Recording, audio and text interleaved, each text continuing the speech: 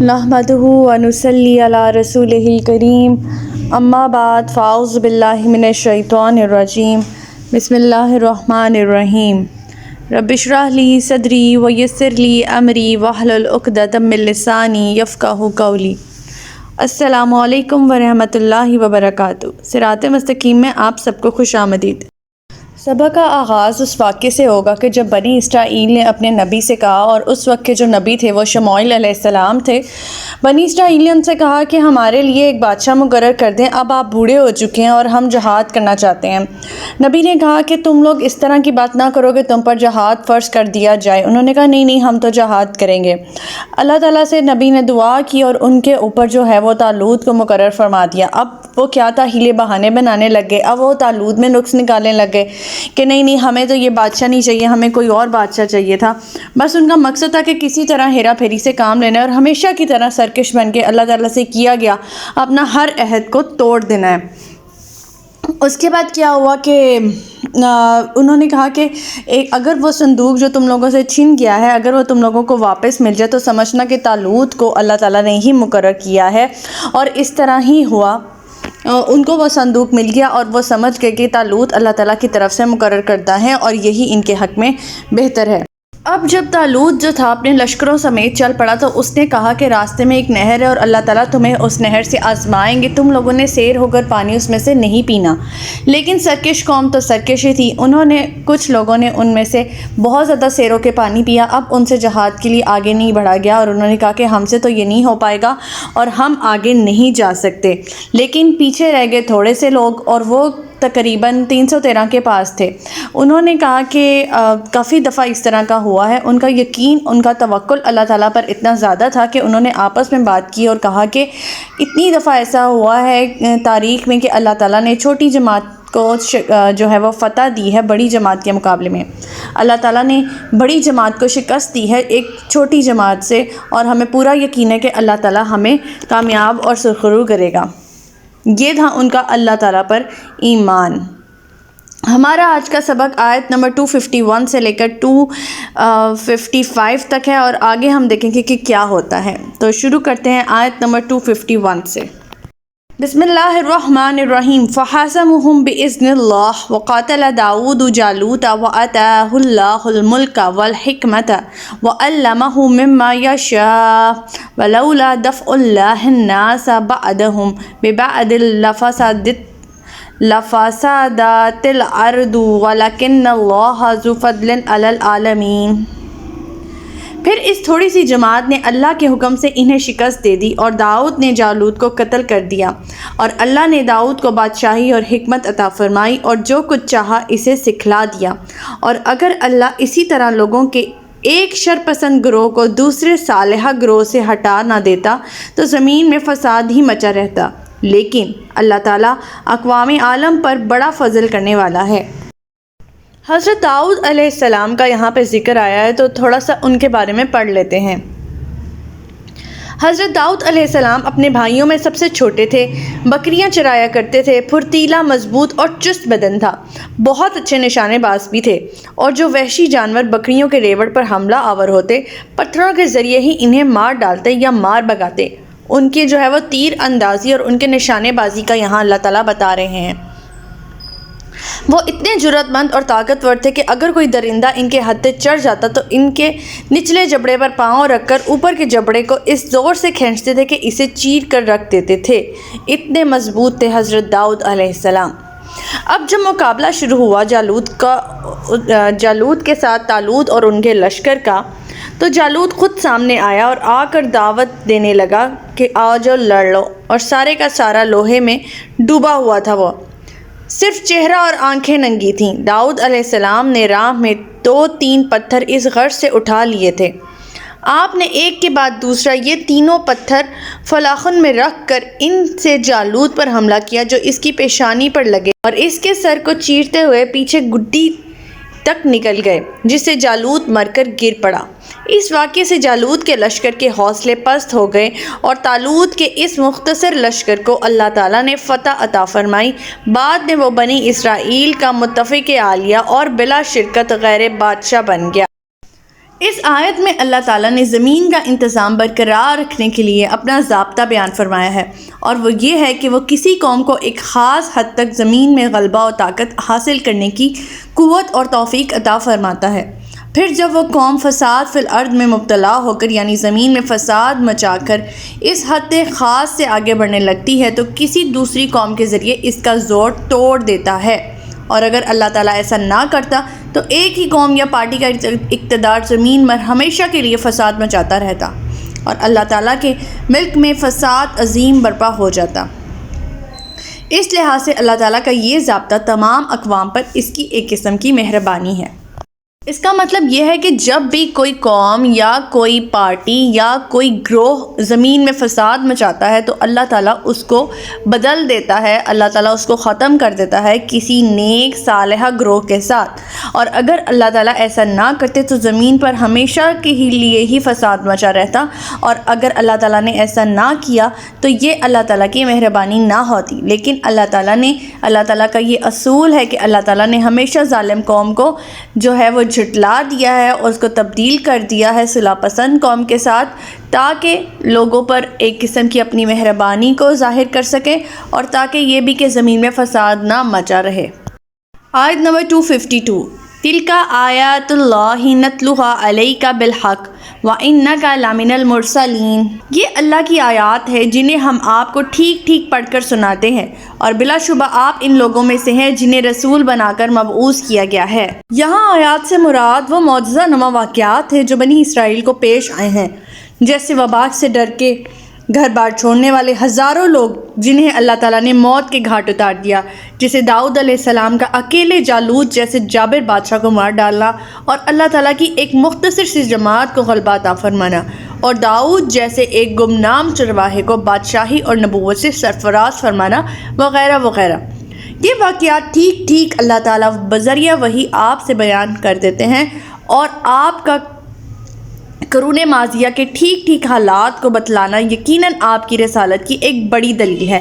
یعنی یہ واقعات جب وہ کفار مکہ کو سناتے تھے تو یہ آپ صلی اللہ علیہ وسلم کی رسالت کی ایک بہت بڑی دلیل ہے، اور یہ اس آیت میں اللہ تعالیٰ دلالت کے ساتھ جو دلیل دیتے ہوئے پیش کرتے ہیں اور فرماتے ہیں کہ ہم ہی آپ کو یہ سب ٹھیک ٹھیک کر کے بتا رہے ہیں، اور ظاہر سی بات ہے یہ علم غیب ہے تو جس کا ان کو نہیں علم، اور یہ واقعات جو ہیں وہ آپ کی نبوت کی ایک قسم کے گواہی اور بہت بڑی دلیل ہے، کیونکہ وحی الہی کے علاوہ آپ کے پاس کوئی ایسا ذریعہ ہی نہیں جس کی بنا پر آپ ایسے سابقہ اور تاریخی واقعات صحیح جان کر بتا سکیں۔ آیت نمبر 253، تِلْکَ الرُّسُولُ فَضَّلْنَا بَعْضَهُمْ عَلَىٰ بَعْضٍ مِّنْهُم مَّن كَلَّمَ اللَّهُ وَرَفَعَ بَعْضَهُمْ دَرَجَاتٍ وَآتَيْنَا عِیسَیٰ ابْنَ مَرْیَمَ الْبَیِّنَاتِ وَأَیَّدْنَاهُ بِرُوحِ الْقُدُسِ وَلَوْ شَاءَ اللَّهُ مَا اقْتَتَلَ الَّذِینَ مِن بَعْدِهِم مِّن بَعْدِ مَا جَاءَتْهُمُ الْبَیِّنَاتُ وَلَٰکِنَّ اخْتَلَفُوا فَمِنْهُم مَّنْ آمَنَ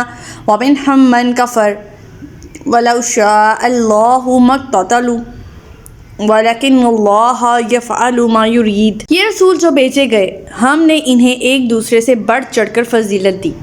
ان میں سے تو کچھ ایسے ہیں جن سے اللہ نے کلام کیا، اور کچھ وہ ہیں جن کے درجات بلند کیے، اور عیسیٰ ابن مریم کو روشن نشانیاں عطا کی، اس کی روح القدس سے مدد کی، اور اللہ تعالیٰ اگر چاہتا تو ان رسولوں کے بعد لوگ آپس میں لڑائی جھگڑا نہ کرتے، جبکہ ان کے پاس واضح احکام بھی آ چکے تھے، لیکن انہوں نے آپس میں اختلاف کیا۔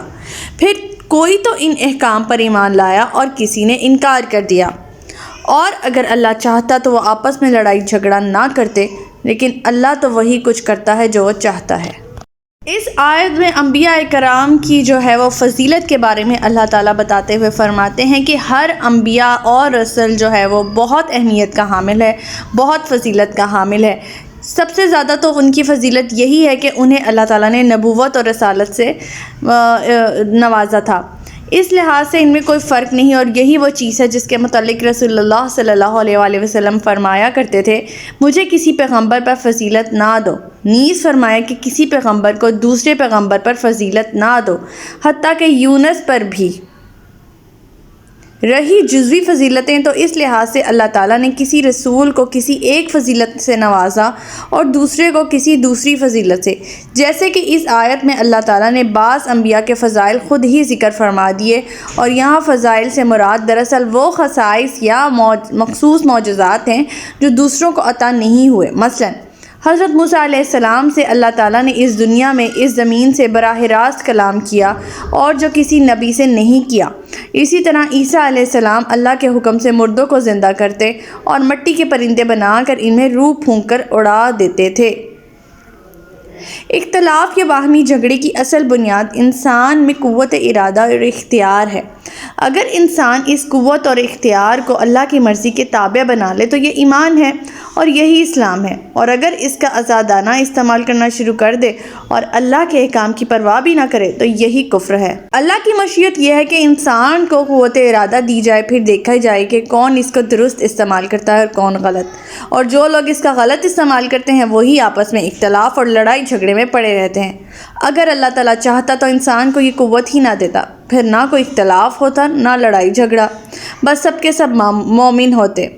لیکن ایسا ایمان اضطراری ہوتا، اختیاری نہ رہتا، جبکہ مشیت الہی تو یہ ہے کہ لوگ اپنے اختیار سے ایمان لائیں یا کفر کریں۔ اب یہ انسان کے اوپر ہے کہ وہ کس طرح سے کیا کرتا ہے۔ دوسری بات اس میں یہ ہے کہ اب واقعی اگر ہم آج کل اپنے اوپر غور کریں تو ہم لوگ انبیاء کے بارے میں بہت لڑتے جھگڑتے ہیں۔ تو اللہ تعالیٰ یہاں خود فرما رہے ہیں کہ کسی کو ہم نے کوئی فضیلت دی ہے، کسی کو ہم نے کوئی فضیلت دی ہے۔ انبیاء جو ہے ان کی فضیلت اپنے طور پر سب میں جو یکساں وہ یہ ہے کہ ان سب کو نبوت سے سرفراز فرمایا۔ پھر کچھ لوگوں کو اللہ تعالیٰ نے جو ہے وہ کچھ ایسے معجزات عطا کیے جو دوسروں کو نہیں کیے۔ ہر کسی میں کوئی نہ کوئی بات ایک منفرد اور ایک فضیلت کی اہمیت حاصل رکھتی تھی، لہٰذا انبیاء کرام کے بارے میں لڑائی جھگڑے میں پڑنے سے بہتر ہے کہ اللہ تعالیٰ جو ہمیں احکامات بتا رہے ہیں ہم سمیعنا و اطعنا کر لیں، بجائے یہ کہ لڑائی جھگڑے میں پڑھ کر اپنے ایمان کو ہی نہ کہیں ہم کھو دیں۔ آیت نمبر 254، یا ایھا الذین آمنوا انفقوا مما رزقناکم من قبل ان یأتی یوم لا بیع فیہ ولا خلۃ ولا شفاعۃ والکافرون ھم الظالمون۔ اے ایمان والو، جو رزق ہم نے تمہیں عطا کیا ہے اس میں سے وہ دن آنے سے پہلے پہلے اللہ کی راہ میں خرچ کر لو، جس دن نہ تو خرید و فروخت ہوگی، نہ دوستی کام آئے گی اور نہ سفارش، اور ظالم لوگ تو وہی ہیں جو ان باتوں کے منکر ہیں۔ یعنی اللہ تعالیٰ کے راستے میں خرچ کرنے کے بارے میں اللہ تعالیٰ یہاں تلقین دیتے ہوئے فرما رہے ہیں کہ قیامت کے دن سے پہلے پہلے مال اللہ کی راہ میں خرچ کر لو۔ اس دن نہ کوئی سفارش کام آئے گی، نہ مال کام آئے گا، نہ کسی قسم کی خرید و فروخت، نہ دوستی، اور جو لوگ ایسا نہیں کرتے وہی ظالم لوگ ہیں۔ اس آیت میں اللہ تعالیٰ یہ بھی سمجھانے کی کوشش کر رہے ہیں کہ اس قیامت کے دن تمہارے صدقات ہی کام آئیں گے، جو مال اللہ کی راہ میں خرچ کیا ہوگا وہی تمہارے کام آئے گا، نہ وہاں تمہاری یہ سودے بازیاں جو ہیں وہ کام آئیں گی، نہ دوستیاں کام آئیں گی، نہ سفارش کام آئے گی، کسی قسم کی کوئی چیز تمہارے کام نہیں آئے گی۔ ہاں مگر وہ صدقہ، وہ مال جو تم نے اللہ کی راہ میں خرچ کیا ہے وہ تمہارے کام آئے گا، اور صدقات نہ دینے والوں کو اللہ تعالیٰ نے یہاں کافر بھی کہا ہے اگر ہم اس کے معنوں میں لیں، اور وہی ظالم لوگ ہیں جو اللہ کی عطا کردہ نعمتوں سے بھی اللہ کی راہ میں نہیں دیتے اور فقیری کے ڈر سے جو ہے وہ مال خرچ نہیں کرتے۔ ایسے لوگوں کو اللہ تعالیٰ نے ظالم کہا ہے۔ آیت نمبر 255، اللہ لا الہ الا هو الحی القیوم لا تأخذہ سنۃ ولا نوم لہ ما فی السماوات وما فی الارض من ذا الذی یشفع عندہ الا بإذنہ یعلم ما بین ایدیہم وما خلفہم ولا یحیطون بشیء من علمہ الا بما شاء وسع کرسیہ السماوات والارض ولا یعودہ حفظہما وہو العلی العظیم۔ اللہ کے سوا کوئی الہ نہیں، وہ ہمیشہ سے زندہ ہے اور کائنات کی ہر چیز کو قائم رکھنے والا ہے، نہ اس پر اونگ غالب آتی ہے اور نہ نیند۔ آسمان اور زمین میں جو کچھ ہے اسی کا ہے، کون ہے جو اس کی اجازت کے بغیر اس کے حضور سفارش کر سکے؟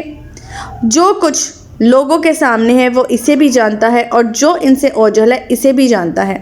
یہ لوگ اللہ کے علم میں سے کسی چیز کا بھی ادراک نہیں کر سکتے مگر اتنا ہی جتنا وہ خود چاہے۔ اس کی کرسی آسمان اور زمین کو محیط ہے اور ان دونوں کی حفاظت اسے تھکاتی نہیں۔ وہ بلند اور برتر اور عظمت والا ہے۔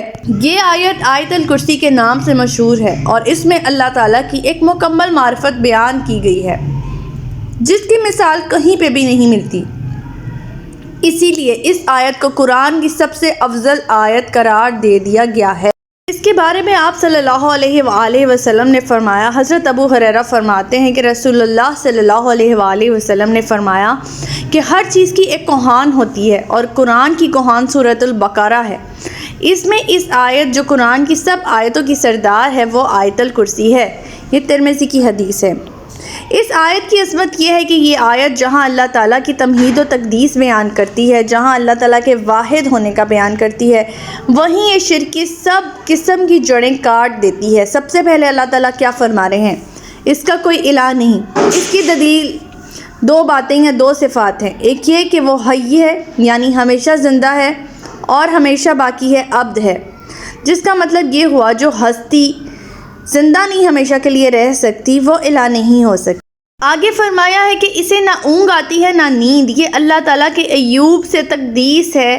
اونگ نیند کا ابتدائی درجہ ہے اور نیند ایک اضطراری کیفیت ہے جو ہر جاندار کو اس وقت لاحق ہوتی ہے جب وہ کام کرتے کرتے تھک جاتا ہے۔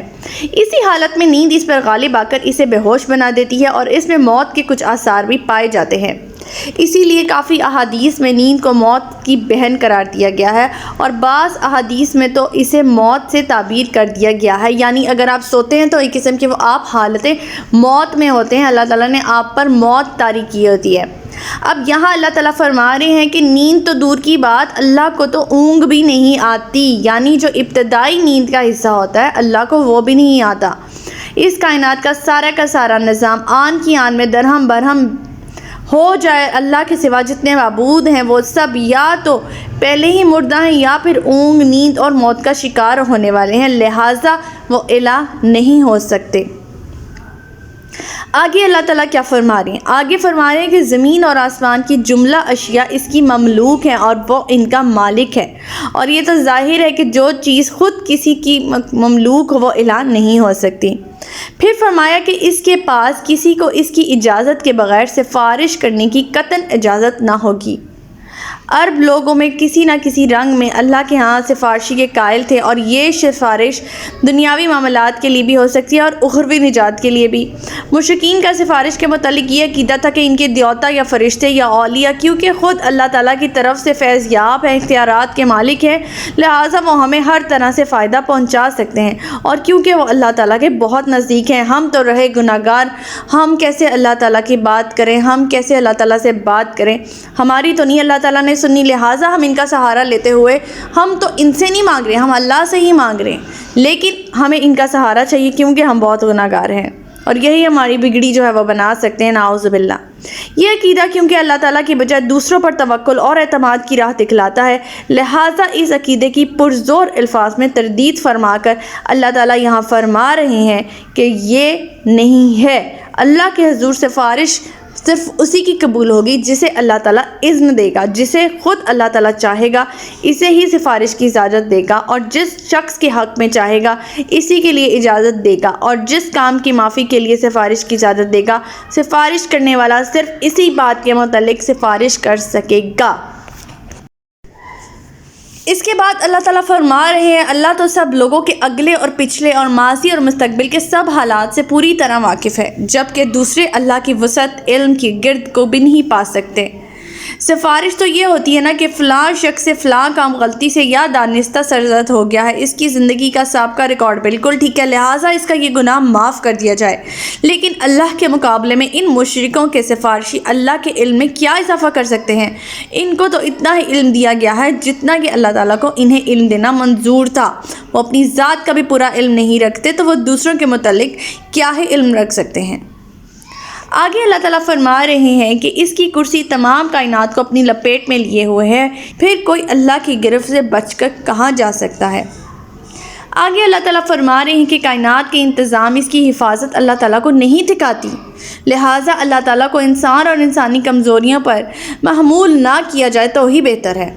اللہ تعالیٰ کی ذات تو ہر قسم کے تشبیہات سے ماورا بھی ہے اور عظمت والی بھی ہے، گویا ان آخری جملوں میں اللہ تعالیٰ کی تقدیس بیان کی گئی ہے۔ گویا تمہید، تسبیح اور تقدیس سب پہلوؤں سے یہ آیت ایک جامع آیت ہے، اسی لیے اسے آیات کی جو ہے وہ سردار کہا گیا ہے۔ انسان کا علم تو بس اتنا ہی ہے جتنا اللہ تعالیٰ نے وحی کے ذریعے انبیاء کو عطا کیا، یا پھر انسان نے خود بعض اشیاء پر تجربے کر کے اسے حاصل کر لیا، اور یہ ایسا ہی ہے جیسے سمندر کے مقابلے میں پانی کی ایک بوند۔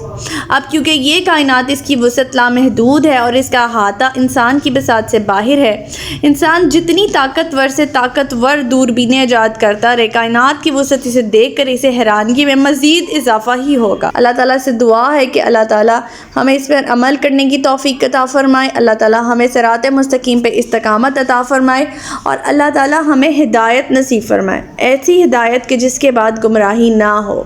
ربنا لا تزغ قلوبنا بعد إذ هديتنا وهب لنا من لدنك رحمة إنك أنت الوهاب سبحانك اللهم وبحمدك أستغفرك وأتوب إليك۔ السلام علیکم ورحمۃ اللہ وبرکاتہ۔